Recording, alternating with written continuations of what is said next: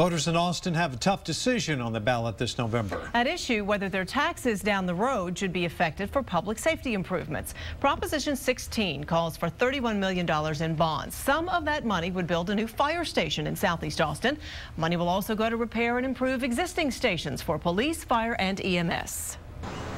But the bond would be paid for by an increase in property taxes, not right away, but in years to come.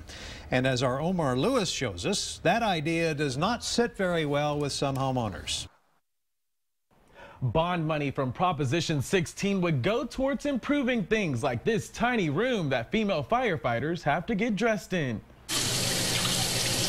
Mary Lou Church is on a fixed income. I have to watch pennies. I cut coupons out. So when she heard about the millions of dollars at stake in the November bond election, she had some questions. I want to know, are the important things being taken care of first? Like Proposition 16, where millions would go towards improving conditions at Austin's fire departments. Things like expanding dressing rooms built decades ago with only men in mind. So now, we're having to play catch up. And upgrading stations, some of which date back to the 1930s, with driveways that are cracked and can waste time when every second counts. It does have impact our, our ability to get out and get back in the station. Just last week, across the street, Mary Lou's neighbor's home burned down. Even so, she's still on the fence when it comes to Proposition 16.